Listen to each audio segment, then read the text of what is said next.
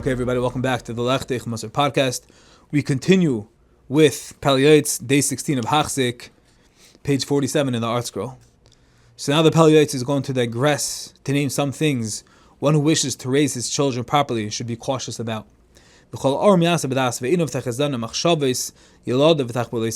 clever person acts with knowledge, and his eye should recognize the thoughts and hidden motives of his children and the tricks they employ to shirk their responsibilities. So a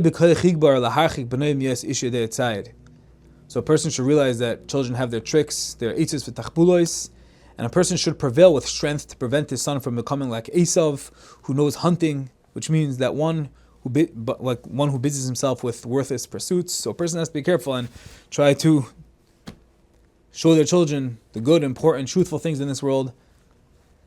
And a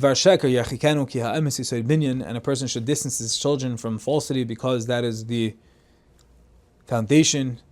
Truth, emes, is the foundation of any yesod, of any proper building. As you know, the word emes is aleph mem taf, which is the first, the middle, and the last letter of the aleph beis, which means that it perfectly sustains anything. When you have the beginning, you have the end, and you have the middle. Emes, put anything on top of it, and it's going to be chai v'kaim, it's going to stand strong. When the shorashim, even as tough and challenging as saying the truth sometimes may be, but nevertheless, this is what we are meant to do. A person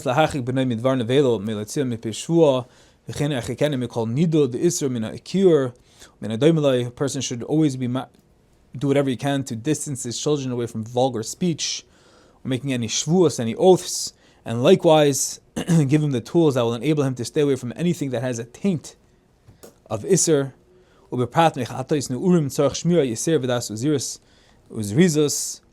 about immorality, Shmir Sanaim, a person should do whatever they can to keep their children away from these inyanim. And now the Pele Yoeitz Bavarns, he says, sometimes people can think, my child, he's such a good tzaddik, he's such a good boy, my shleimel, my Moshe, he's not going to fall. He's not going to do this. He's so holy, so pure, he's so tmimistic. Says the Pele Yoeitz, making a grave mistake. My tzaddik, my little Moshe, the tzaddikol, he's not going to do that. He's not going to go there. He's not going to think that. He's not going to touch it. He's not going to go ba'atzas Hashem, and he's not going to stand in the way and associate himself with the Rishonim. Why? Ki ein apitropos larayis, the famous Gemara in Ksubis, ein apitropos larayis, there's no guarantor against forbidden relationships. Your Moshe is great, he's cute, he's fantastic, he's bachendik, he's tmimistic, but Chazal say, ein apitropos larayis, there's no guarantor for arayis, for promiscuity, for erva, for isser. So, we don't trust little Moshe. And faket, more so we compound this side of the argument that the Gemara tells us, the greater you are, the greater Yetzer Hara is. So as cute and as big as a tzaddik as your little Moshe is, the greater his Yetzer Hara is. Now don't think that, that means your little tzaddik is a Rasha. No. The Amoraim, you look in Shas, there's many Gemaras where the Amoraim, they talk about the unsurmountable, unfathomable nisyonis, the temptations they've been dealt with, and the machshavas they had. It's sometimes very shocking to come across these Gemaras and see how the Amoraim themselves are so open, so raw and transparent and talk about themselves, but it's to the point that kol hagada mechaveru yetzer gada himanu. V'har b'yaldus oiseh v'har b'chavei maroim oisim v'chein yezer chayil laharchik banav min hachavusa k'chol habal yadai. A person should always try to keep his children from associating themselves with bad, negative people. And a person should make every effort to ensure that they walk upon a good road and keep to the path of righteous. And we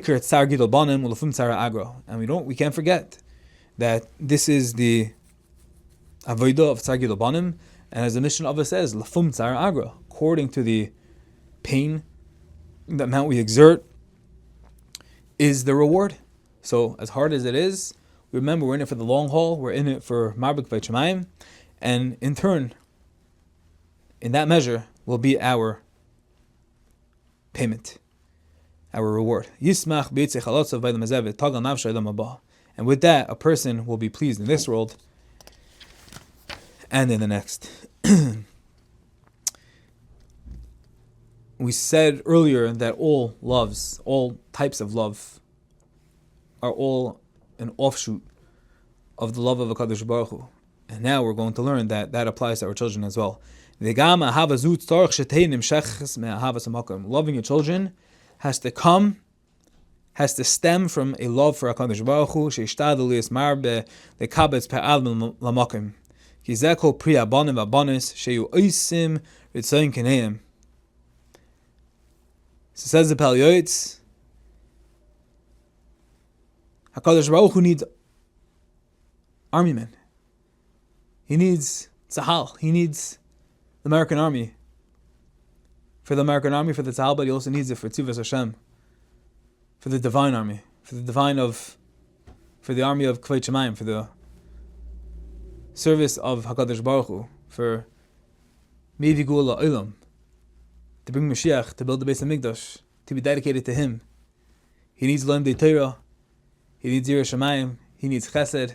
Chesed Yibane. Lo'olim Chesed Yibane. And therefore, says the Pele Yoeitz, that a person wants to be focused. He wants to channel his money, his efforts, his time, his wisdom towards the right thing, especially for his children, the next generation. He has to be acutely aware and ever cognizant that the main thing is the Eibishter, Ratzon Hashem, and that has to spill over to the next generation. So he has to remember that Hashem needs to be marbe the kabetz by alam al-makim. He has to try to raise his children in a way that they will want to apply and subscribe as servants for the service of the omnipresent.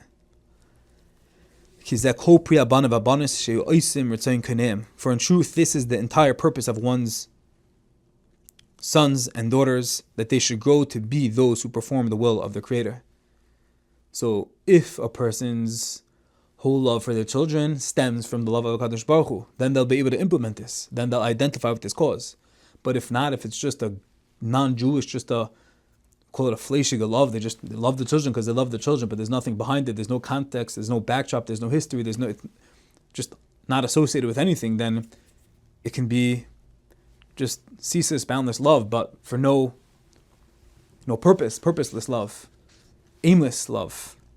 But if it's for the Eibishter, then we can channel it towards the right thing. And that's what we're saying.